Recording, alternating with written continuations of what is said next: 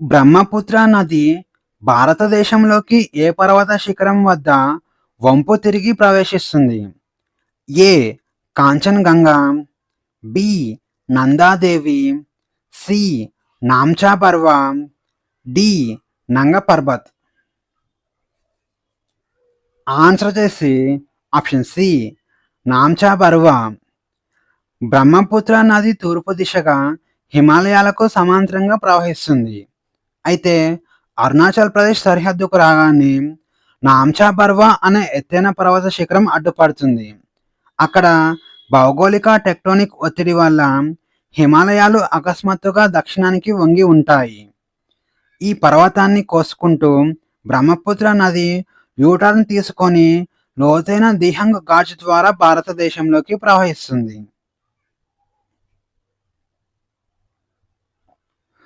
తూర్పు, పశ్చిమ కనుమలను కలిపే నీలగిరి పర్వతాలలో ఎత్తైన శిఖరం ఏది? A. Doddabetta, B. Anaimudi, C. Mahendragiri, D. Guru Shikhar. Answer చేసి ఆప్షన్ ఏ దొడబెట్ట. పశ్చిమ కనుమలు మరియు తూర్పు కనుమలు తమిళనాడు, కేరళ, కర్ణాటక సరిహద్దుల్లోని నీలగిరి పర్వతాల వద్ద కలుసుకుంటాయి. ఈ పర్వత సముదాయంలో అత్యంత ఎత్తైన శిఖరం దొడబెట్ట. దొడబెట్ట సముద్ర మట్టానికి 2637 మీటర్ల ఎత్తులో ఉంటుంది. అయితే మొత్తం దక్షిణ భారతదేశంలో అత్యంత ఎత్తైన శిఖరం అనైముడి. ఇక భౌగోళిక మ్యాపింగ్లో దొడబెట్ట మరియు అనైముడి మధ్య గందరగోళం ఉంటుంది. దొడబెట్ట కేవలం నీలగిరి పర్వత శ్రేణికి మాత్రమే పరిమితమైన అత్యున్నత శిఖరం. నర్మదా, తపతి నదులు ప్రవహించే భౌగోళిక లోయలను ఏమంటారు? ఏ. వి ఆకారపు లోయలు, బి. యు ఆకారపు లోయలు, సి. అందలోయలు, డి. పగులు లోయలు. ఆన్సర్ చేసి ఆప్షన్ డి పగులు లోయలు. దక్కన్ పీఠభూమి సాధారణ వాలు తూర్పు వైపుకు ఉన్నప్పటికీ నర్మదా మరియు తపతి నదులు దానికి విరుద్ధంగా పశ్చిమం వైపు ప్రవహిస్తాయి. దీనికి కారణం అవి టెక్టోనిక్ ప్లేట్ల కదలిక వల్ల ఏర్పడిన పగులు లోయ గుండా ప్రవహించడమే. ఇక భూమి లోపలి టెక్టోనిక్ ఒత్తిడికి రెండు పగుల మధ్య ఉన్న భూభాగం కిందికి కుంగిపోవడం వల్ల ఇవి ఏర్పడ్డాయి. ఇక వింధ్యా సాత్పురా పర్వతాల మధ్య నర్మదా నది మరియు సాత్పురా అజంతా కొండల మధ్య తపతీ నది ప్రవహిస్తాయి. అండమాన్ నికోబార్ దీవులు ఏ పర్వత శ్రేణి యొక్క సముద్ర గర్భ పొడిగింపుగా భావిస్తారు? ఏ.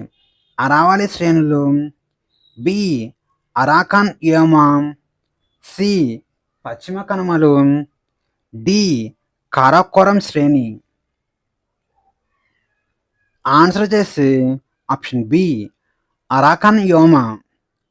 అండమాన్ మరియు నికోబార్ దీవులు భౌగోళికంగా మయన్మార్లోని అరాకాన్ యోమా పర్వత శ్రేణుల యొక్క పొడిగింపు.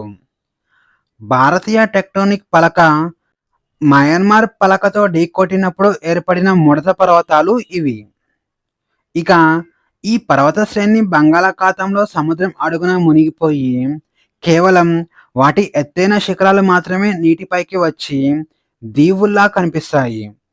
అందుకే ఈ దీవులు అత్యంత టెక్టోనిక్ యాక్టివిటీ కలిగి ఉండి భూకంపాలు మరియు అగ్నిపర్వతాలకు నిలయంగా ఉంటాయి. చాలామంది వీడియోని చూస్తున్నారు కానీ లైక్ చేయట్లేదండి.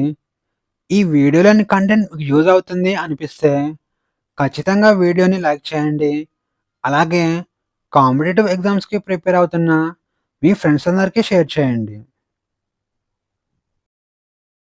గోదావరి నదికి సంబంధించి దానిలోని అత్యధిక నీటి పరిమాణాన్ని తీసుకువచ్చే ఉపనది ఏది? A. Manjira, B. Indravati, C. Pranahita, D. Kinnerasani. Answer చేసి ఆప్షన్ సి ప్రాణహిత గోదావరి నదికి అతిపెద్ద మరియు అత్యధిక నీటిని అందించే ఉపనది ప్రాణహిత. పెన్గంగా, వర్ధా మరియు వేన్గంగా నదులు కలవడం ద్వారా ప్రాణహిత నది ఏర్పడుతుంది. ఈ నది మహారాష్ట్ర మరియు తెలంగాణ రాష్ట్రాల సరిహద్దుగా ప్రవహించి జయశంకర్ భూపాలపల్లి జిల్లా కాళేశ్వరం వద్ద గోదావరిలో కలుస్తుంది. ట్రాన్స్ హిమాలయాల్లోని ఏ పర్వత శ్రేణిని ఆసియా ఖండపు వెన్నెముక అని పిలుస్తారు? ఏ కారాకోరం శ్రేణి, బి జస్కర్ శ్రేణి, సి లడఖ్ శ్రేణి, డి కైలాష్ శ్రేణి. ఆన్సర్ వచ్చేసి ఆప్షన్ ఏ కారాకోరం శ్రేణి. కారాకోరం పర్వత శ్రేణిని దాని అత్యున్నత ఎత్తు మరియు భౌగోళిక ప్రాముఖ్యత కారణంగా భౌగోళిక శాస్త్రవేత్తలు ఆసియా ఖండపు వెన్నెముక అని పిలుస్తారు. ఇది ఇండియా, చైనా మరియు పాకిస్తాన్ సరిహద్దులో విస్తరించి ఉంటుంది. అలాగే ప్రపంచంలో రెండవ ఎత్తైన శిఖరమైన కేటూ శిఖరం, అలాగే సియాచిన్, బాల్టోరో లాంటి ధ్రువ ప్రాంతేతర అతిపెద్ద హిమానీ నదాలు ఈ కారాకోరం శ్రేణిలోనే ఉన్నాయి. లూని నది ఏ భౌగోళిక ప్రాంతంలో పూర్తిగా ఇంకిపోయి సముద్రంలో కలవదు? ఏ థార్ ఎడారి, బి కచ్ రన్, సి కాంబే సింధు శాఖ, డి మాల్వా పీఠభూమి. ఆన్సర్ చేసి ఆప్షన్ బి కచ్ రన్. అరావళి పర్వతాల్లోని పుష్కర్ లోయలో పుట్టే లూని నది భారతదేశపు అతిపెద్ద అంతర్గత ప్రవాహ నది. సముద్రం దాకా చేరుకునే నీటి ప్రవాహం దీనికి ఉండదు. ఇది పశ్చిమ రాజస్థాన్ గుండా ప్రవహించి గుజరాత్లోని కచ్ రన్ అనే విస్తారమైన ఉప్పు చిత్తడి నేలల్లో ఇంకిపోయి అదృశ్యమవుతుంది. నర్మదా, తపతి నదుల మధ్య ఉన్న బ్లాక్ పర్వతాలు ఏవి? ఏ వింధ్యా పర్వతాలు, బి అరావళి పర్వతాలు, సి అజంతా కొండలు, డి సాత్పురా పర్వతాలు. ఆన్సర్ చేసి ఆప్షన్ డి సాత్పురా పర్వతాలు. సాత్పురా పర్వత శ్రేణి నర్మదా మరియు తపతి నదుల పగలు లోయల మధ్య ఉబ్బెత్తుగా పైకి లేచిన ఒక ఖండ పర్వతం.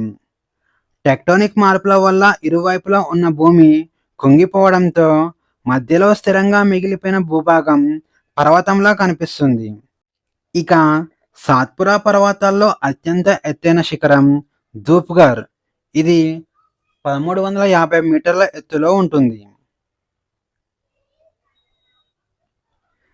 గంగా నది తీరంలో కాకుండా దాని ఉపనది ఒడ్డున ఉన్న ప్రధాన నగరం ఏది?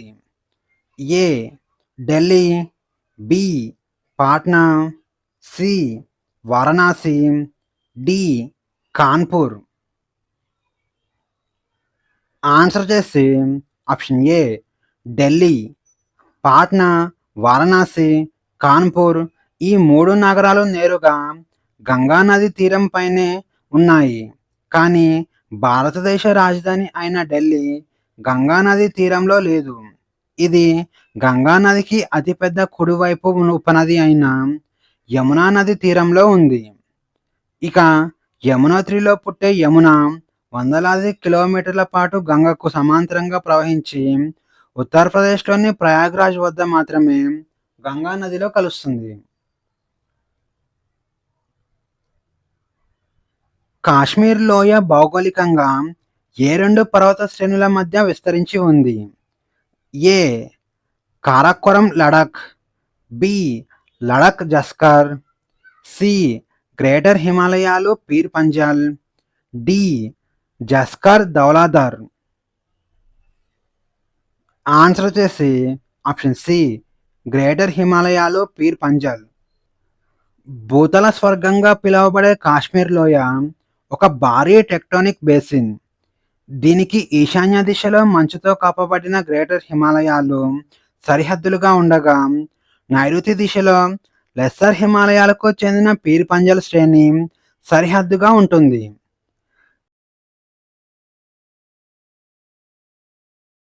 మాజులి అనే ప్రపంచంలోనే అతిపెద్ద నది ఆధారిత ద్వీపం ఏ నదిలో ఉంది? ఏ గంగా నది, బి బ్రహ్మపుత్ర నది, సి గోదావరి నది, డి సింధు. ఆన్సర్ చేస్తే ఆప్షన్ బి బ్రహ్మపుత్ర నది. మాజులి అనేది అస్సాం రాష్ట్రంలో బ్రహ్మపుత్ర నది మధ్యలో ఏర్పడిన అతిపెద్ద నదీ ద్వీపం. బ్రహ్మపుత్ర నది టిబెట్ హిమాలయాల గుండా ప్రవహించి అస్సాం లోయలోకి ప్రవేశించినప్పుడు భూమి వాళ్ళు తగ్గిపోయి అది మోసుకువచ్చిన విపరీతమైన ఒండ్రుమట్టి నది మధ్యలోనే పేరుకుపోతుంది. దీనివల్ల నదీ ప్రవాహం పాయలుగా విడిపోతుంది. అలా విడిపోయిన పాయల మధ్య ఏర్పడిన భారీ భూభాగమే మాజులి నదీ ద్వీపం. దీనిని భారతదేశపు మొట్టమొదటి ద్వీప జిల్లాగా గుర్తించారు. పశ్చిమ కనుమలు మహారాష్ట్ర ప్రాంతంలో భౌగోళికంగా ఏ పేరుతో పిలువబడతాయి? A Nilgiri, B Anamalai, C cardamom, D Sahyadri. Answer వచ్చేసి ఆప్షన్ డి సహ్యాద్రి. పశ్చిమ కనుమలు గుజరాత్ లేదా మహారాష్ట్ర టెక్టోనిక్ సరిహద్దు నుంచి కన్యాకుమారి వరకు 1600 కిలోమీటర్ల మేర అరేబియా సముద్ర తీరానికి సమాంతరంగా విస్తరించి ఉన్నాయి. స్థానికంగా వీటిని వేరువేరు పేర్లతో పిలుస్తారు. మహారాష్ట్ర మరియు కర్ణాటకలో వీటిని సహ్యాద్రి పర్వతాలు అని అంటారు. కేరళ, తమిళనాడు బోర్డర్ వద్దకు వచ్చేసరికి వీటి పేర్లు నీలగిరి, అనైమలై, ఏలుకల కొండలుగా మారుతాయి. ఇక కల్సుబాయ్ అనేది మహారాష్ట్ర సహ్యాద్రి కొండలలో ఎత్తైన శిఖరం.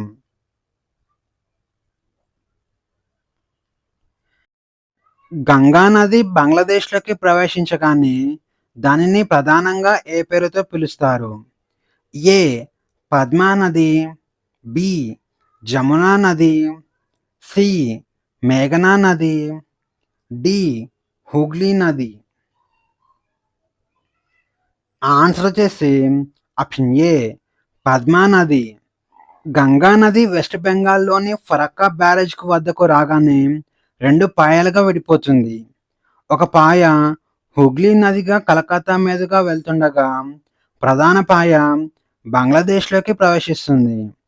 ఆ ప్రధాన ప్రవాహాన్ని బంగ్లాదేశ్లో పద్మా నది అని పిలుస్తారు. ఆ తర్వాత ఈ నది బ్రహ్మపుత్ర నదితో కలిసిపోయి చివరకు మేఘనా పేరుతో సుందర్బన్ డెల్టాను ఏర్పరుస్తూ బంగాళాఖాతంలో కలుస్తుంది.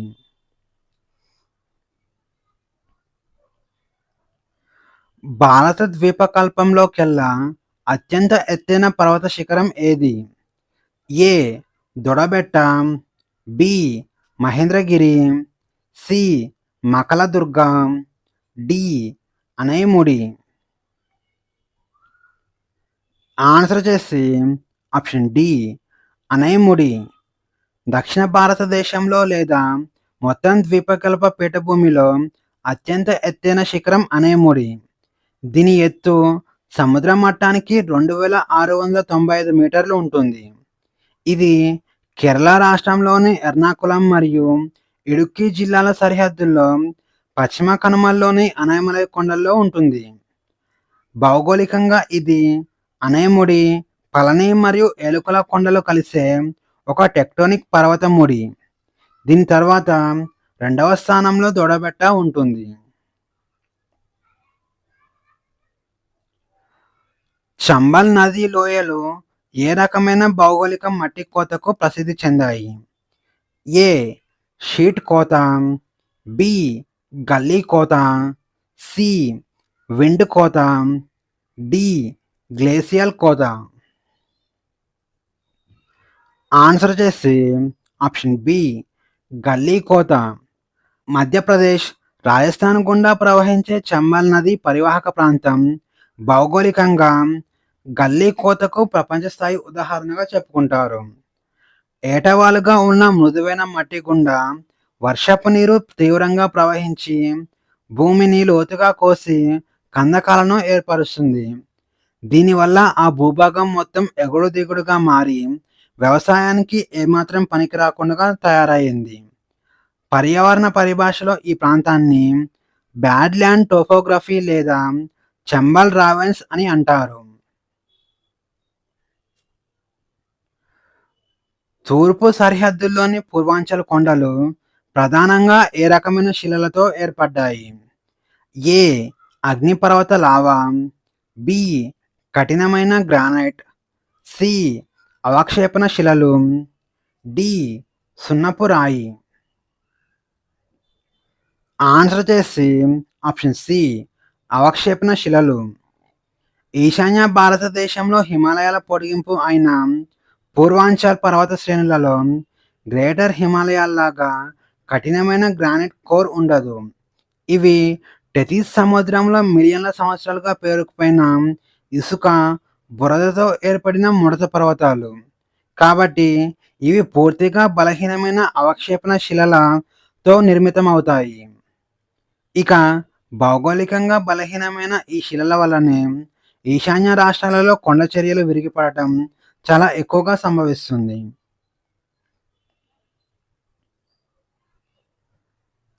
సింధు జలాల ఒప్పందం ప్రకారం ఏ తూర్పు నదులపై భారతదేశానికి పూర్తి హక్కు ఉంది? ఏ. సట్లెజ్, బియాస్, రావి, సి. సింధు, జీలం, చీనాబ్, సి. జీలం, రావి, బియాస్, డి. సింధు, సట్లెజ్, గండక్. ఆన్సర్ వచ్చేసి ఆప్షన్ ఏ సట్లెజ్, బియాస్, రావి.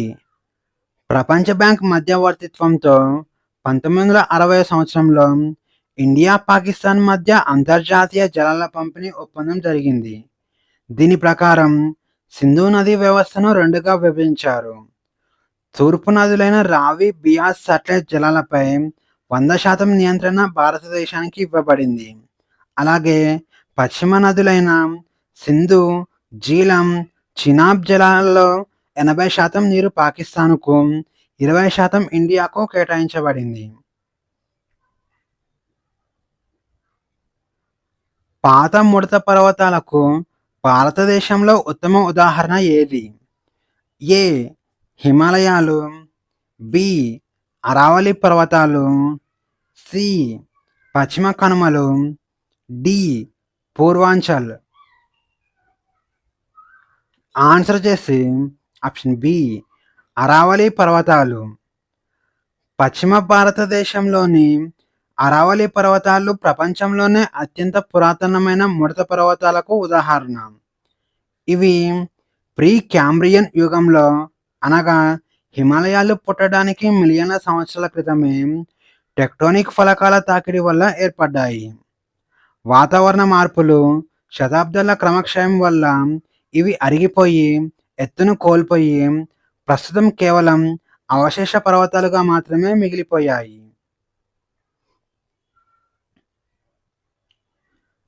కావేరీ నది సముద్రంలో కలిసే ముందు ఏ నగరానికి దగ్గరగా వ్యవసాయపరంగా కీలకమైన డెల్టాను ఏర్పరుస్తుంది?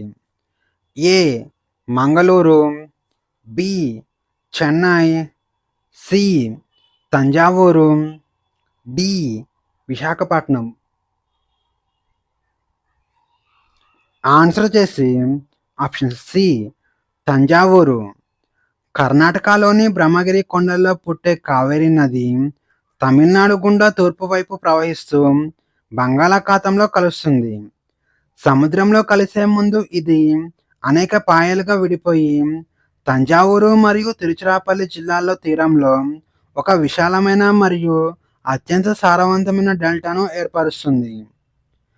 కావేరీ నది తెచ్చే ఒండ్రు మట్టి వల్ల ఇక్కడ వరి సాగు విస్తారంగా జరుగుతుంది. అందుకే తంజావూరు డెల్టాను దక్షిణ భారతదేశపు ధాన్యాగారం అని పిలుస్తారు. ప్రపంచ వారసత్వ ప్రదేశమైన వ్యాలీ ఆఫ్ ఫ్లవర్స్ ఏ పర్వత ప్రాంతంలో ఉంది? ఏ కాశ్మీర్ హిమాలయాలు, బి సిక్కిం హిమాలయాలు, సి అరుణాచల్ హిమాలయాలు, డి గర్వాల్ హిమాలయాలు. ఆన్సర్ వచ్చేసి ఆప్షన్ డి గర్వాల్ హిమాలయాలు. Valley of flowers national park అనేది ఉత్తరాఖండ్ రాష్ట్రంలో గర్వాల్ హిమాలయ ప్రాంతంలో సముద్ర మట్టానికి 3,352 నుండి 3,658 మీటర్ల ఎత్తులో ఉండే ఒక అద్భుతమైన పర్యావరణ లోయ. ఇక్కడ చలికాలం అంతా మంచుతో కప్పబడి ఉండి వేసవిలో మంచు కరిగిన వెంటనే వందలాది జాతుల అందమైన మరియు స్థానిక పూల మొక్కలు వికసిస్తాయి. ఈ లోయకు పశ్చిమాన ఉన్న నందాదేవి బయోస్పియర్ రిజర్వ్ మరియు ఈ లోయను కలిపే యునెస్కో వరల్డ్ హెరిటేజ్గా గుర్తించింది.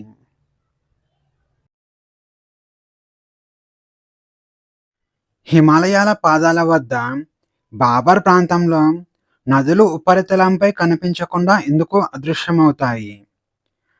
ఏ అత్యంత ఎక్కువ సచ్ఛిద్రత గల గులకరాల నిర్మాణం వల్ల, బి సున్నపురాయి గుహలు ఉండటం వల్ల, సి టెక్టోనిక్ పగుళ్ళు ఉండటం వల్ల, డి ఎడారి ఇసుక పీల్చుకోవడం వల్ల.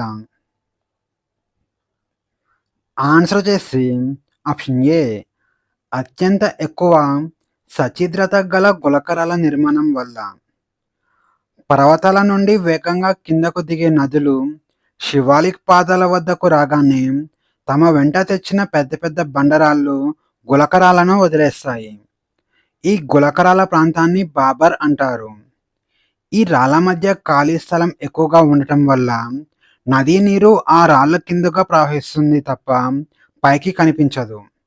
ఈ నీరు బాబర్ దాటిన తరువాత టెరై అనే చిత్తడి ప్రాంతంలో మళ్ళీ ఉపరితలంపైకి వస్తుంది. దక్కన్ పీఠభూమి నుండి మేఘాలయ పీఠభూమి వేరుపడటానికి కారణమైన టెక్టోనిక్ నిర్మాణం ఏది? A main boundary thrust, B great boundary fault, C Malda fault, D Pamir knot. Answer వచ్చేసి ఆప్షన్ సి మాల్దా ఫాల్ట్.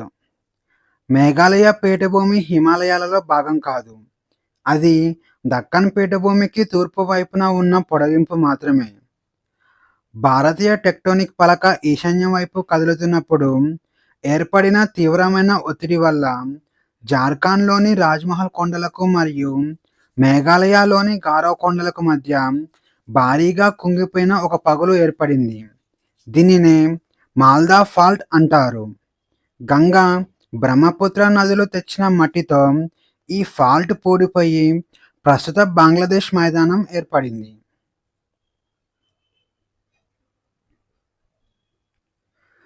భారతదేశంలో డెమోగ్రఫిక్ డివిడెండ్ గరిష్ట స్థాయికి చేరిందని ఏ జనాభా సూచిక ఆధారంగా నిర్ణయిస్తారు?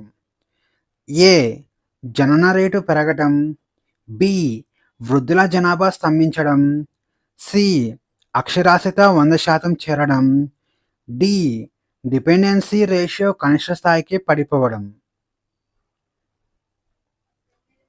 ఆన్సర్ చేసి ఆప్షన్ డి డిపెండెన్సీ రేషియో కనిష్ట స్థాయికి పడిపోవడం. డెమోగ్రాఫిక్ డివిడెండ్ అంటే ఆర్థిక వృద్ధికి తోడ్పడే పనిచేసే వయసు జనాభా ఎక్కువగా ఉండటం. డిపెండెన్సీ రేషియో అంటే సంపాదించే వారి మీద ఆధారపడే పిల్లలు మరియు వృద్ధుల నిష్పత్తి.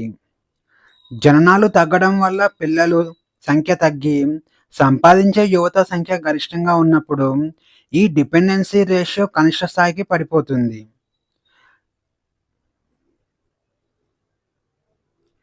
వాతావరణ ఉష్ణోగ్రతలు పెరుగుతున్నప్పుడు గోధుమ లేదా వరి కంటే మొక్కజొన్న లేదా చెరుకు ఎందుకు మెరుగైన ఉత్పాదకతను ఇస్తాయి? ఏ వీటికి నీరు అస్సలు అవసరం లేదు, బి తక్కువ నీటితో అధిక ఉష్ణోగ్రతలోనూ ఇవి కిరణజన్య సంయోగ క్రియ సమర్థవంతంగా జరుపుతాయి, సి ఇవి రాత్రిపూట మాత్రమే పెరుగుతాయి. డి. గాలిలోని నత్రజనిని గ్రహిస్తాయి. ఆన్సర్ వచ్చేసి ఆప్షన్ బి. తక్కువ నీటితో అధిక ఉష్ణోగ్రతల్లోనూ ఇవి కిరణజన్య సంయోగ క్రియ సమర్థవంతంగా జరుపుతాయి. వ్యవసాయ భౌగోళిక శాస్త్రంలో C4 మొక్కలు అంటే చెరకు, మొక్కజొన్న, సజ్జ, ఎడారి లాంటి వాతావరణాన్ని తట్టుకునేలా రూపాంతరం చెందాయి. ఇక ఎండ తీవ్రంగా ఉన్నప్పుడు వరి, గోధుమ లాంటి C3 మొక్కలు తమ ఆకుల రంధ్రాలను తెరిచి ఉంచడం వల్ల నీరంతా ఆవిరైపోతుంది.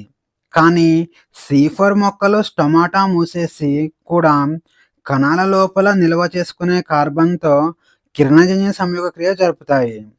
అందుకే నీటి ఎద్దడి మరియు అధిక ఉష్ణోగ్రతల్లో వీటికి తిరుగులేదు. తూర్పు తీరంతో పోలిస్తే పశ్చిమ తీరం మైదానాలలో సహజ ఓడరేవులు ఎక్కువగా ఉండటానికి భౌగోళిక కారణం ఏమిటి? ఏ. తూర్పు తీరం కంటే పశ్చిమ తీరం వెడల్పుగా ఉండటం. బి. పశ్చిమ తీరంలో డెల్టాలు ఎక్కువగా ఉండటం. సి. ఇది నిమజ్జన తీరం కావడం వల్ల సముద్రం లోతు నేరుగా ఒడ్డు వరకు ఎక్కువగా ఉండటం. డి. ఇక్కడ పగడపు దిబ్బలు ఉండటం. ఆన్సర్ వచ్చేసి ఆప్షన్ సి. ఇది నిమజ్జన తీరం కావడం వల్ల సముద్రం లోతు నేరుగా ఒడ్డు వరకు ఎక్కువగా ఉండటం. తూర్పు తీరం అనేది టెక్టోనిక్గా పైకి లేచిన ఎమర్జెంట్ తీరం మరియు నదులు తెచ్చిన డెల్టాలతో నిండి ఉంటుంది. కాబట్టి అక్కడ నీటి లోతు తక్కువగా ఉండి ఓడలు ఒడ్డుకు రాలేవు. కానీ పశ్చిమ తీరం ఒకప్పుడు సముద్రంలోకి కుంగిపోయిన ఫాల్ట్ వల్ల ఏర్పడిన సబ్మెర్జ్డ్ తీరం. భూమి సముద్రంలోకి కుంగిపోవడం వల్ల ఒడ్డు వద్దే నీటి లోతు అమాంతం ఎక్కువగా ఉండి ముంబై, కొచ్చి, మార్మాగోవా లాంటి భారీ సహజ నౌకాశ్రయాలకు అనుకూలంగా మారింది.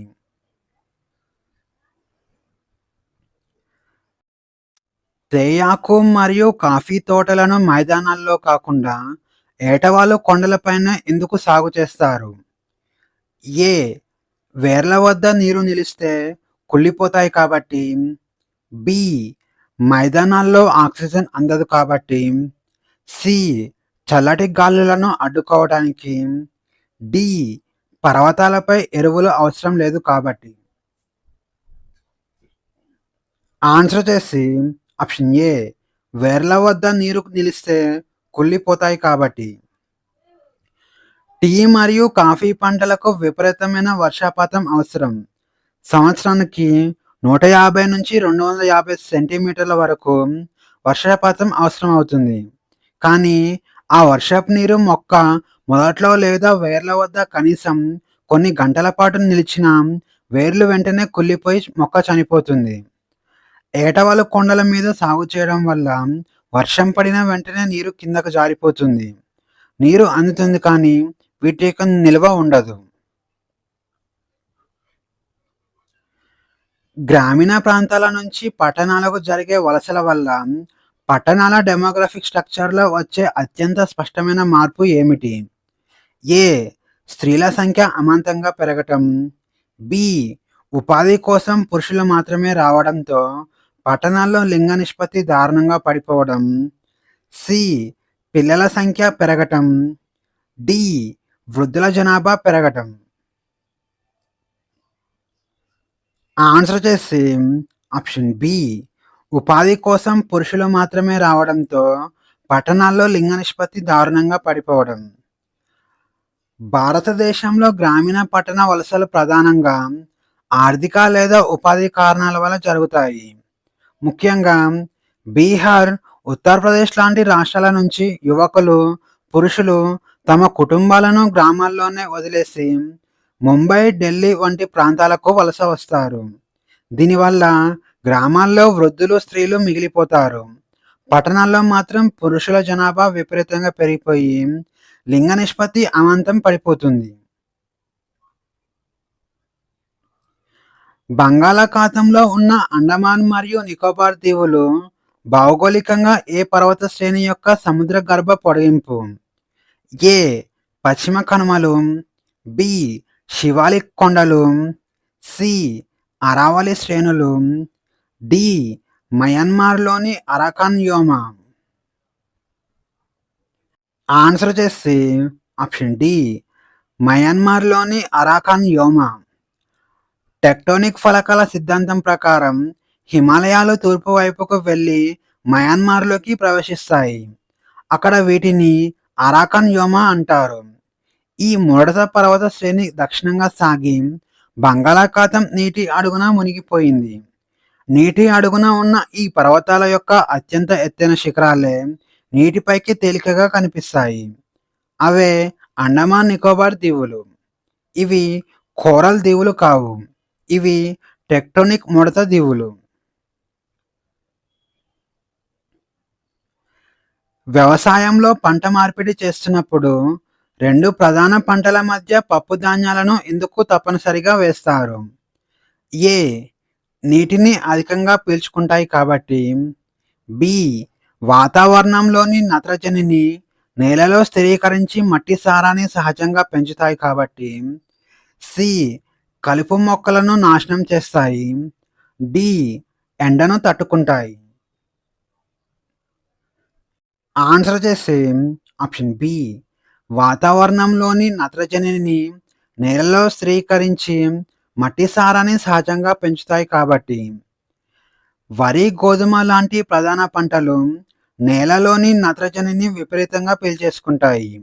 ఆ తరువాత భూమి సారం కోల్పోతుంది. పప్పు ధాన్యాల వేర్లలో రైజోబియం అనే సింబయోటిక్ బ్యాక్టీరియా ఉంటుంది. ఇది గాలిలో 78% ఉన్న నైట్రోజన్ గ్యాస్ను నేరుగా గ్రహించి దానిని నైట్రేట్లుగా మార్చి నేలలో నిల్వ చేస్తుంది. దీనివల్ల రైతుకు యూరియా వాడే ఖర్చు మిగులుతుంది. అలాగే నేల ఆరోగ్యం కూడా మెరుగుపడుతుంది. ఒక దేశపు జనాభా పిరమిడిక్ అడుగు భాగం బాగా కుంచుకుపోవడాన్ని దేనిని సూచిస్తుంది? ఏ జననాల రేటు మరియు సంతానోత్పత్తి రేటు వేగంగా తగ్గటం, బి ఆయుర్దాయం పెరగడం, సి మరణాల రేటు పెరగడం, డి పురుషుల కంటే స్త్రీలు ఎక్కువగా ఉండటం. ఆన్సర్ వచ్చేసి ఆప్షన్ ఏ జననాల రేటు మరియు సంతానోత్పత్తి రేటు వేగంగా తగ్గటం. జనాభా పిరమిడ్లో అడుగు భాగం 0 నుంచి 14 సంవత్సరాల పిల్లల సంఖ్యను సూచిస్తుంది. ఆ బేస్ వెడల్పుగా ఉంటే జననాలు విపరీతంగా ఉన్నట్లు అర్థం. కానీ అదే బేస్ కుంచుకుపోతే ఆ దేశంలో ప్రజల కుటుంబ నియంత్రణ పాటిస్తున్నారని, మొత్తం సంతానోత్పత్తి రేటు రీప్లేస్మెంట్ లెవెల్ 2.1 కంటే కిందకు పడిపోయిందని అర్థం. దక్షిణ భారత రాష్ట్రాల పిరమిడ్లు ప్రస్తుతం ఇలాగే నారో బేస్తో ఉన్నాయి. వాయువ్య దక్కన్ పీఠభూమిలో పత్తి సాగుకు అనువైన నల్లరేగడి నేలలు ఏర్పడటానికి కారణమైన దక్కన్ ట్రాప్స్ ఎలా ఆవిర్భవించాయి? ఏ నదులు తీసుకువచ్చిన ఒండ్రు మట్టి వల్ల, బి పగడపు దిబ్బలు కరగడం వల్ల, సి పగుల ద్వారా భూమిపైకి వచ్చిన బసాల్ట్ లావా అనేక పొరలుగా చల్లబడడం వల్ల, డి భూకంపాల వల్ల భూమి కుంగిపోవడం వల్ల. ఆన్సర్ చేసి ఆప్షన్ సి పగుల ద్వారా భూమిపైకి వచ్చిన బసాల్ట్ లావా అనేక పొరలుగా చల్లబడటం వల్ల. సుమారు 60 నుండి 65 మిలియన్ సంవత్సరాల క్రితం భారతీయ పలక రీయూనియన్ హాట్స్పాట్ మీదుగా ప్రయాణించినప్పుడు భూమి పగిలి భారీ అగ్నిపర్వత విస్ఫోటనాలు జరిగాయి. ఆ పగుల ద్వారా బయటకు వచ్చి కరిగిన బసాల్ట్ లావా మెట్ల ఆకారంలో పొరలు పొరలుగా దక్కన్ పీఠభూమిపై విస్తరించి చల్లబడింది. దీనినే ట్రాప్స్ అంటారు. ఇక ఈ బసాల్ట్ శిలలు వాతావరణ క్రమక్షయానికి గురైనప్పుడే నీటిని నిల్వ చేసుకునే అద్భుతమైన నల్లరేగడి నీళ్లలో ఏర్పడ్డాయి. వ్యవసాయంలో పత్తి, టొమాటో లాంటి ప్రధాన పంటల చుట్టూ బంతి లేదా ఆముదం మొక్కలను ట్రాప్ క్రాప్స్గా నాటడం వెనక ఉన్న పర్యావరణ ఉద్దేశం ఏమిటి? ఏ. నేలకు నత్రజని అందుతుంది. బి. గాలి నుండి రక్షణ ఇస్తుంది. సి. నీటి ఆవిరిని అడ్డుకుంటుంది. డి. ప్రధాన పంటను నాశనం చేసే కీటకాలను తమ వైపుకు ఆకర్షించి ప్రధాన పంటను కాపాడుతాయి. ఆన్సర్ చేసి ఆప్షన్ డి. ప్రధాన పంటను నాశనం చేసే కీటకాలను తమ వైపుకు ఆకర్షించి ప్రధాన పంటను కాపాడుతాయి. క్రాప్ అంటే శత్రువుల కోసం వేసిన వల అని అర్థం. పత్తి పంటను తినే పింక్ బోల్ వారం లాంటి అత్యంత ప్రమాదకరమైన పురుగులకు పత్తి ఆకుల కంటే బంతిపూల వాసన ఆముదం ఆకులు అంటే చాలా ఇష్టం. కాబట్టి పొలం బోర్డర్లో ఈ మొక్కలు ఉంటే పురుగులన్నీ ప్రధాన పంటను వదిలేసి వీటి మీదకి వెళ్ళి గుడ్లు పెడతాయి. అప్పుడు రైతు ఆ బోర్డర్ మొక్కల మీద మాత్రమే పురుగుల మందు కొట్టి తన ప్రధాన పంటను కాపాడుకుంటాడు. ఇది సమగ్ర సస్య రక్షణలో భాగం. జనాభా పరివర్తన సిద్ధాంతం ప్రకారం భారతదేశ జనాభా చరిత్రలో 1921 సంవత్సరాన్ని జనాభా విభాజక సంవత్సరం అని ఎందుకు పిలుస్తారు? ఏ. 1921 కంటే ముందు దశాబ్దాలలో జనాభా వృద్ధి హెచ్చుతగ్గులలో ఉంది. 1921 తర్వాత నుండి జనాభా నిరంతరంగా పెరగడం ప్రారంభమైంది కాబట్టి. బి. అప్పటి నుండి మరణాలు సున్నాకు చేరాయి. సి. కుటుంబ నియంత్రణ ప్రారంభమైంది. డి. పట్టణీకరణ మొదటిసారి 50% దాటింది. ఆన్సర్ చేసి ఆప్షన్ ఏ. 1921కి ముందు దశాబ్దాలలో జనాభా వృద్ధి హెచ్చుతగ్గులతో ఉండి 1921 తర్వాత నుండి జనాభా నిరంతరం పెరగడం ప్రారంభమైంది కాబట్టి. 1911-21 మధ్య కాలంలో విపరీతమైన కరువులు, కలరా మరియు స్పానిష్ ఫ్లూ లాంటి మహమ్మారుల వల్ల లక్షలాది మంది చనిపోయారు. దానివల్ల 1921 జనాభా లెక్కల్లో భారతదేశ జనాభా వృద్ధి రేటు -0.31% నమోదైంది. 1921 తర్వాత వైద్య సదుపాయాలు మెరుగుపడటంతో మరణాలు తగ్గిపోయి జనాభా వెనక్కి తిరగకుండా నిరంతరం పెరుగుతూనే ఉంది. ఈ స్థిరమైన మార్పు వలనే 1921 సంవత్సరంను గ్రేట్ డివైడ్ అంటారు. భారతదేశంలో గోధుమ పంటను కేవలం రబీ సీజన్లో మాత్రమే సాగు చేయడానికి గల భౌగోళిక కాలానుగత కారణం ఏమిటి? ఏ. దానికి ఎక్కువ వర్షపాతం అవసరం. బి. దానికి ఉష్ణమండల ఎండలు అవసరం. సి. విత్తనం మొలకెత్తి ఎదగటానికి చల్లటి వాతావరణం, పక్వానికి వచ్చి గింజ కట్టడానికి వేడి ఎండ అవసరం కాబట్టి. డి. వానాకాలంలో గాలిలో ఆక్సిజన్ తక్కువగా ఉంటుంది. ఆన్సర్ చేసి ఆప్షన్ సి. విత్తనం మొలకెత్తి ఎదగటానికి చల్లటి వాతావరణం, పక్వానికి వచ్చి గింజ కట్టడానికి వేడి ఎండ అవసరం కాబట్టి. గోధుమ అనేది సమశీతోష్ణ పంట. నవంబర్-డిసెంబర్లో ఉండే 10°C నుంచి 15°C ఉష్ణోగ్రతలో ఇది బాగా మొలకెత్తి ఏపుగా పెరుగుతుంది.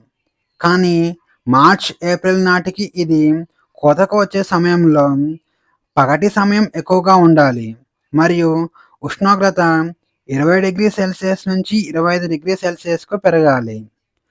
ఇక గింజ కట్టి పడటానికి ఈ ఎండ తప్పనిసరి అవసరమవుతుంది. అందుకే దీనిని శీతాకాలంలో మొదలుపెట్టి వేసవికి ముందు కోస్తారు.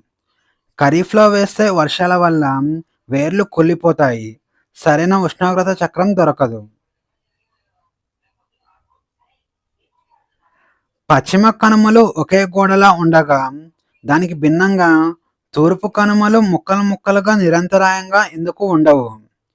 ఏ. ఇక్కడ అగ్నిపర్వతాలు బద్దలవడం వల్ల. బి.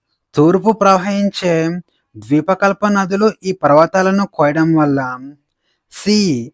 బంగాళాఖాతంలో వచ్చే తుఫానుల వల్ల. డి. ఇవి హిమాలయాల కంటే పురాతనమైనవి కావడం వల్ల. ఆన్సర్ వచ్చేసి ఆప్షన్ బి. తూర్పుగా ప్రవహించే భారీ ద్వీపకల్ప నదులు ఈ పర్వతాలను కోయడం వల్ల. పశ్చిమ కనుమలు ఒక నిట్రమైన అంచులాగా ఏర్పడి అరేబియా సముద్ర తీరానికి సమాంతరంగా ఉంటాయి. దక్కన్ పీఠభూమి తూర్పు వైపుకు వాలి ఉండటం వల్ల గోదావరి, కృష్ణ, కావేరి, మహానది లాంటి భారీ నదులన్నీ పశ్చిమ కనుమల్లో పుట్టి తూర్పు వైపు ప్రవహిస్తాయి. ఈ ప్రవాహ క్రమంలో మిలియన్ల సంవత్సరాల పాటు ఆ నదులు తూర్పు కనుమలను అడ్డంగా కోసి డెల్టాలను ఏర్పరుస్తూ సముద్రంలో కలుస్తాయి. ఈ నదుల కోతల వల్లే తూర్పు కనుమలు ముక్కలు ముక్కలుగా విడిపోయాయి.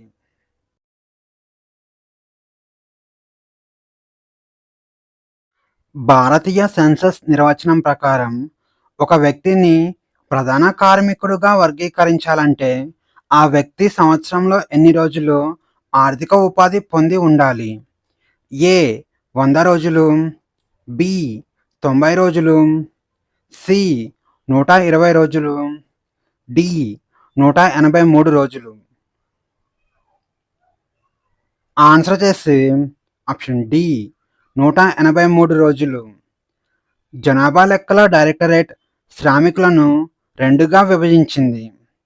సంవత్సరంలో 183 రోజులు లేదా 6 నెలల కంటే ఎక్కువ కాలం పాటు ఏదైనా ఆర్థిక లేదా ఉత్పాదక పనిలో నిమగ్నమై ఉంటే వారిని మెయిన్ వర్కర్స్ అంటారు. ఇక 183 రోజుల కంటే తక్కువ పనిచేసే వారిని ఉపాంత కార్మికులు అంటారు. నిరుద్యోగిత మరియు అండర్ ఎంప్లాయ్మెంట్ను అంచనా వేయడానికి ఈ డేటా కీలకంగా మారనుంది. వ్యవసాయ భూగోళ శాస్త్రం ప్రకారం గంగా మైదానం కంటే దక్షిణ భారతదేశంలో చెరకు సాగు లాభదాయకంగా ఉండటానికి కారణం ఏమిటి?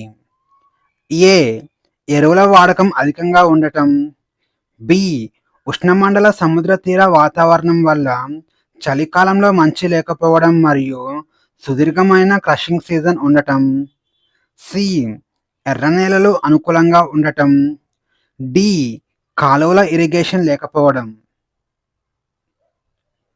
ఆన్సర్ చేసి ఆప్షన్ బి.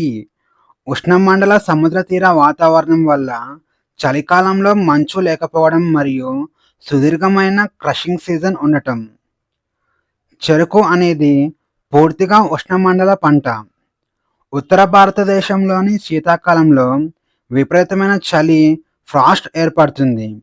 దీనివల్ల చెరకు ఎదుగుదల ఆగిపోయి లోపల చక్కెర శాతం పడిపోతుంది. కానీ దక్షిణ భారతదేశంలో మాత్రం సముద్ర ప్రభావం వల్ల వాతావరణం సంవత్సరం మొత్తం వెచ్చగా తేమతో కూడి ఉంటుంది. ఇక అలాగే మంచు కూడా పడదు. దీనివల్ల చెరకు మందంగా పెరిగి చక్కెర శాతం పెరుగుతుంది. పైగా ఫ్యాక్టరీల్లో గానుగా ఆడించే సీజన్ ఉత్తరప్రదేశ్ కంటే మహారాష్ట్రలో ఎక్కువ నెలలు కొనసాగుతుంది.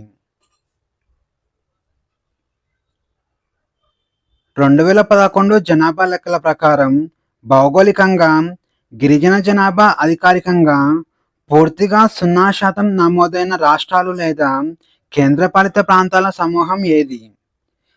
ఏ Gujarat, Rajasthan, Maharashtra, C Jharkhand, Chhattisgarh, Odisha, C Punjab, Haryana, Delhi, Chandigarh, Puducherry, D Arunachal Pradesh, Nagaland. Answer వచ్చేసి ఆప్షన్ సి పంజాబ్, హర్యానా, ఢిల్లీ, చండీగఢ్, పుదుచ్చేరి. భారత రాజ్యాంగంలోని షెడ్యూల్ జాబితా ప్రకారం కొన్ని రాష్ట్రాల్లో గిరిజనులను అధికారికంగా గుర్తించలేదు. పంజాబ్, హర్యానా మరియు ఢిల్లీ, చండీగఢ్, పుదుచ్చేరి కేంద్రపాలిత ప్రాంతాలలో 2011 జనాభా లెక్కల ప్రకారం ఎస్టీ జనాభా 0%. ఇక ఇండియాలో అత్యధిక గిరిజన జనాభా మధ్యప్రదేశ్లో ఉంది. అలాగే అత్యధిక గిరిజన జనాభా శాతం మిజోరం రాష్ట్రంలో ఉంది. వర్షపాతం అతి తక్కువగా ఉండే రాజస్థాన్, గుజరాత్ లాంటి శుష్క డ్రైల్యాండ్ ప్రాంతాలలో సజ్జ పంటను ఎక్కువగా ఎందుకు సాగు చేస్తారు? ఏ. దీనికి పగటి సమయం ఎక్కువ అవసరం. బి. మంచును బాగా తట్టుకుంటుంది. సి. ఉప్పు నేలలో మాత్రమే పెరుగుతుంది. డి. ఇది అత్యంత లోతైన మరియు విస్తృతమైన వేర్ల వ్యవస్థను కలిగి ఉండి కరువును అద్భుతంగా తట్టుకుంటుంది. ఆన్సర్ వచ్చేసి ఆప్షన్ డి. ఇది అత్యంత లోతైన మరియు విస్తృతమైన వేర్ల వ్యవస్థను కలిగి ఉండి కరువును అద్భుతంగా తట్టుకుంటుంది. సజ్జ అనేది ప్రపంచంలోనే అత్యంత కరువును తట్టుకోగల ధాన్యం. దీని వేర్లు భూమిలోకి చాలా లోతుగా చొచ్చుకుపోయి మట్టిలో దాగి ఉన్న అట్టడుగు తేమను సైతం పీల్చుకుంటాయి. పైగా అత్యధిక ఉష్ణోగ్రతలను కూడా తట్టుకొని పెరుగుతాయి. అందుకే నీటిపారుదల వసతి లేని వర్షాధార ఎడారి సమీప ప్రాంతాల్లో ఇది అత్యధికంగా పండుతుంది. హిమాలయ పర్వతాలు నామ్చా బర్వా మరియు నంగ పర్వత్ వద్ద అకస్మాత్తుగా హెయిర్ పిన్ ఆకారంలో దక్షిణానికి వంగి ఉండటాన్ని సింటాక్సియల్ బెండ్స్ అంటారు. దీనికి టెక్టోనిక్ కారణం ఏమిటి? ఏ. ఇండియన్ ప్లేట్ రెండు మూలాల వద్ద ఆసియా ప్లేట్ మరియు మయన్మార్ ప్లేట్తో ఢీకొని తీవ్రమైన ఒత్తిడికి గురి కావడం. బి. గంగా బ్రహ్మపుత్ర నదుల నిరంతర కోత. సి. హిమానీ నదాలు కరగటం. డి. దక్కన్ పీఠభూమి వేరుపడటం. ఆన్సర్ వచ్చేసి ఆప్షన్ ఏ. ఇండియన్ ప్లేట్ రెండు మూలాల వద్ద ఆసియా ప్లేట్ మరియు మయన్మార్ ప్లేట్తో ఢీకొని తీవ్రమైన ఒత్తిడికి గురి కావడం. భారతీయ భూమి యురేషియన్ ప్లేట్ వైపుకు దూసుకుపోతున్నప్పుడు ఆ పలక మధ్య భాగం కంటే రెండు మూలల వద్ద అవతలి పలకలతో తీవ్రమైన నిరోధాన్ని ఎదుర్కొంటుంది. ఈ పైవట్ పాయింట్ల వద్ద ఒత్తిడి తట్టుకోలేక పర్వతాల నిర్మాణం అకస్మాత్తుగా వి ఆకారంలో దక్షిణానికి వంగిపోయి ఉంటుంది. ఈ తూర్పు సింటాక్సియల్ బెడ్ గుండానే బ్రహ్మపుత్ర నది ఇండియాలోకి వస్తుంది. ఎల్నినో సమయంలో భారతదేశ ఋతుపవనాలపై ప్రతికూల ప్రభావం పడుతుంది. అయితే ఏ సముద్ర దృగ్విషయం ఈ ప్రతికూల ప్రభావాన్ని తటస్థీకరిస్తుంది? ఏ. హిందూ మహాసముద్ర ద్విధ్రువం. B. Madden Julian oscillation. C. Tropical easterly jet stream. D. పశ్చిమ విక్షోభాలు. ఆన్సర్ వచ్చేసి ఆప్షన్ ఏ. హిందూ మహాసముద్ర ద్విధ్రువం. పాజిటివ్ ఇండియన్ ఓషన్ డైపోల్ అంటే పశ్చిమ హిందూ మహాసముద్రం తూర్పు హిందూ మహాసముద్రం కంటే ఎక్కువగా వేడెక్కడం. ఇలా వేడెక్కినప్పుడు అరేబియా సముద్రం మీదుగా వీచే ఋతుపవనాలు అదనపు తేమను గ్రహించి ఇండియాలో మంచి వర్షాలను ఇస్తాయి. ఇక ఎల్నినో వల్ల వచ్చే కరువు ప్రభావాన్ని ఈ పాజిటివ్ ఇండియన్ ఓషన్ డైపోల్ కాపాడుతుంది. శీతాకాలంలో వాయువ్య భారతదేశంలో కురిసే వర్షాలకు కారణమైన పశ్చిమ విక్షోభాలను మధ్యధర సముద్రం నుంచి భారతదేశం వైపు నడిపించే వాతావరణ ప్రవాహం ఏది? A. Sub tropical easterly jet stream. B. Sub tropical westerly jet stream. C. Polar night jet. D. Somali jet. Answer వచ్చేసి option B. Sub tropical westerly jet stream. పశ్చిమ విక్షోభాలు మధ్యధర సముద్రంలో ఉద్భవించే అల్పపీడన తుఫానులు. భూమికి సుమారు 9 నుంచి 12 కిలోమీటర్ల ఎత్తులో పశ్చిమం నుంచి తూర్పుకు అత్యంత వేగంగా వీచే sub tropical westerly jet stream ఈ తుఫానులను ఇరాన్, పాకిస్తాన్ మీదుగా ఉత్తర భారతదేశంలోకి నెట్టుకొస్తుంది. ఇవి పంజాబ్, హర్యానా ప్రాంతాల్లో గోధుమ పంటకు మరియు హిమాలయాల్లో హిమపాతానికి చాలా కీలకంగా ఉంటుంది. కొప్పెన్ వాతావరణ వర్గీకరణ ప్రకారం కోరమండల్ తీరం ఏ వాతావరణ రకానికి చెందినది? ఏ ఉష్ణమండల ఋతుపవనాలు పొడి శీతాకాలం, బి సెమీ ఆరిడ్ స్టెప్పి, సి ఉష్ణమండల ఋతుపవనాలు పొడి వేసవికాలం, డి మైదాన ప్రాంత ఋతుపవనాలు. ఆన్సర్ వచ్చేసి ఆప్షన్ సి ఉష్ణమండల ఋతుపవనాలు పొడి వేసవికాలం. కొప్పెన్ వర్గీకరణలో ఏ అంటే ఉష్ణమండల వాతావరణం, ఎస్ అంటే వేసవిలో వర్షాలు ఉండవు అని అర్థం. ఇక తమిళనాడు తీరం నైరుతి ఋతుపవనాల కాలంలో వర్షాచాయ ప్రాంతంలో ఉంటుంది. ఈ ప్రాంతానికి ఈశాన్య లేదా తిరోగమన ఋతుపవనాల ద్వారా శీతాకాలంలో మాత్రమే అత్యధిక వర్షం కురుస్తుంది. కాబట్టి దీనిని ఏఎస్ టైప్ అని అంటారు. అక్టోబర్ హీట్ అనే భౌగోళిక వాతావరణ స్థితికి ప్రధాన కారణం ఏమిటి? ఏ భూమికి సూర్యుడు దగ్గరగా రావటం, బి ఎల్నినో ప్రభావం అకస్మాత్తుగా పెరగడం, సి ఈశాన్య ఋతుపవనాలు వేగంగా వీచడం, డి అధిక ఉష్ణోగ్రత మరియు అధిక తేమ. ఆన్సర్ వచ్చేసి ఆప్షన్ డి అధిక ఉష్ణోగ్రత మరియు అధిక తేమ. సెప్టెంబర్ చివరిలో నైరుతి ఋతుపవనాలు వెనక్కి మళ్ళడం ప్రారంభమవుతుంది. వర్షాలు ఆగిపోయి ఆకాశం నిర్మలంగా మారుతుంది. అయితే నేల ఇంకా తడిగా ఉండటం వల్ల భూమి మీద నీరు ఆవిరై గాలిలో తేమ విపరీతంగా పెరుగుతుంది. ఒకవైపు ఎండ పెరగడం, మరోవైపు గాలిలో తేమ ఎక్కువగా ఉండటం వల్ల అక్టోబర్ నెలలో వాతావరణం ఉక్కపోతగా మరియు అత్యంత అసౌకర్యంగా ఉంటుంది. దీనినే అక్టోబర్ హీట్ అని అంటారు. నైరుతి ఋతుపవనాల కాలంలో ఋతుపవన విరామం ఏర్పడినప్పుడు వర్షపాతం భౌగోళికంగా ఎక్కడ కేంద్రీకృతం అవుతుంది? ఏ పశ్చిమ తీరంలో, బి దక్కన్ పీఠభూమిలో, సి వాయువ్య భారతదేశంలో, డి హిమాలయాల పాదాల వద్ద ఈశాన్య రాష్ట్రాల్లో. ఆన్సర్ వచ్చేసి ఆప్షన్ డి హిమాలయాల పాదాల వద్ద మరియు ఈశాన్య రాష్ట్రాల్లో. వర్షాకాలంలో అల్పపీడని ద్రోణి ఉత్తర మైదానాల నుంచి అకస్మాత్తుగా హిమాలయాల పాదాల వద్దకు జరుగుతుంది. అప్పుడు మైదాన ప్రాంతాల్లో కొన్ని రోజుల పాటు వర్షాలు పూర్తిగా ఆగిపోయి డ్రై స్పెల్ వస్తుంది. అదే సమయంలో హిమాలయ పాదాలు ఈశాన్య రాష్ట్రాల్లో విపరీతమైన కుండపోత వర్షాలు కురిసి బ్రహ్మపుత్ర నదికి తీవ్ర వరదలు వస్తాయి.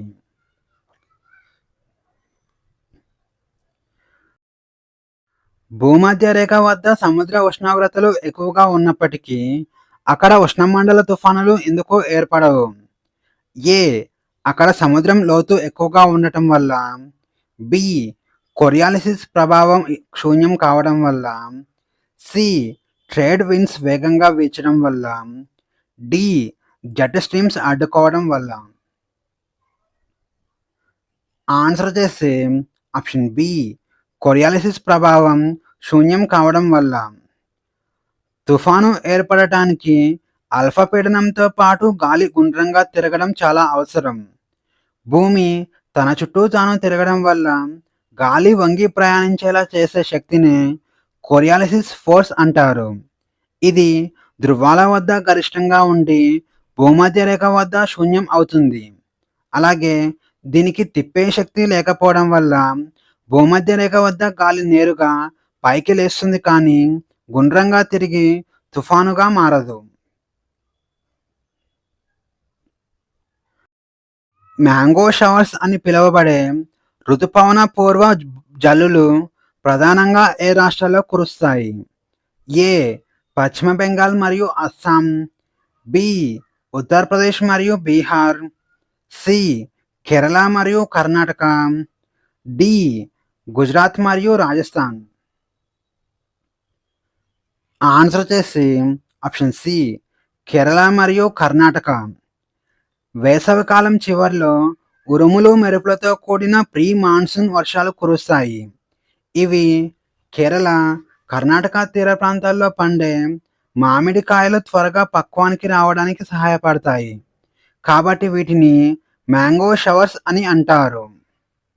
ఇక ఈ వర్షాలను వెస్ట్ బెంగాల్లో కాల్ బైశాఖి అని, అస్సాంలో బోర్డాయిచిలా అని, కర్ణాటకలో కాఫీ పంటకు ఉపయోగపడే చెర్రీ బ్లోసమ్స్ అని పిలుస్తారు.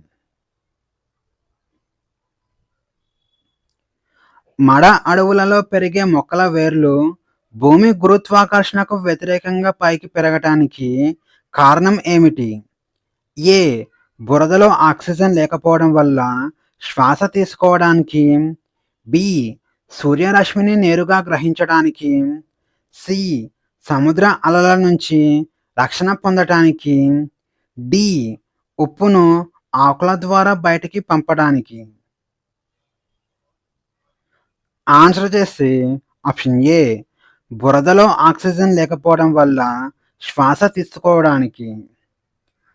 మడ అడవులు ఉప్పు నీటిలో ఎప్పుడూ నీటితో నిండి ఉండే దట్టమైన బురదలో పెరుగుతాయి.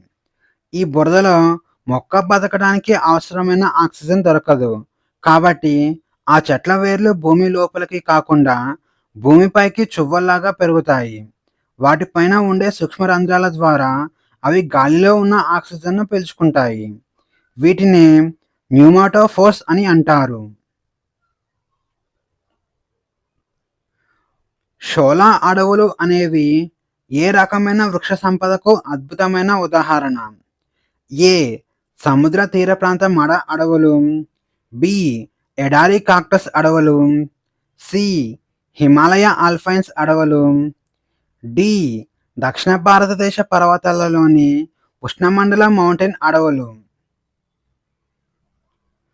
ఆన్సర్ చేసి ఆప్షన్ డి, దక్షిణ భారతదేశంలోని ఉష్ణమండల మౌంటైన్ అడవులు.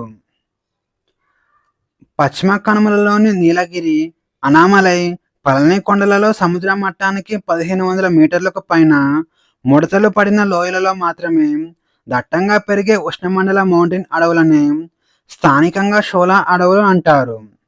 ఈ అడవుల చుట్టూ విశాలమైన పచ్చిక బయళ్ళు ఉంటాయి. ఇవి పర్యావరణ పరంగా అత్యంత సున్నితమైనవి మరియు నీటి సంరక్షణకు ప్రాణాధారం. కింది వాటిలో ఏ అటవీ ఉత్పత్తులను 2017 పర్యావరణ చట్ట సవరణ ప్రకారం కలప కాని అటవీ ఉత్పత్తుల మరియు గడ్డిగా వర్గీకరించారు? ఏ. టేకు. బి. సాల్. సి. వెదురు. డి. రోజ్వుడ్. ఆన్సర్ చేస్తే ఆప్షన్ సి, వెదురు. వెదురు వృక్షశాస్త్రం ప్రకారం గడ్డి కుటుంబానికి చెందినప్పటికీ పాత ఇండియన్ ఫారెస్ట్ యాక్ట్ 1927 ప్రకారం దానిని చెట్టుగానే పరిగణించేవారు. దీనివల్ల రైతులు తమ సొంత భూముల్లో వెదురును నరకాలన్న అటవీ శాఖ అనుమతులు కావాల్సి వచ్చేవి. అయితే 2017 సంవత్సరంలో ఈ చట్టాన్ని సవరించి అటవీ ప్రాంతం వెలుపల పెంచే వెదురును చెట్ల జాబితా నుంచి తొలగించి గడ్డిగా గుర్తించారు.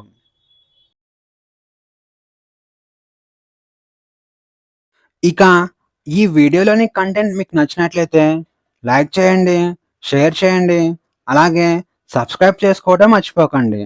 మళ్ళీ నెక్స్ట్ వీడియోలో కలుద్దాం. Thank you.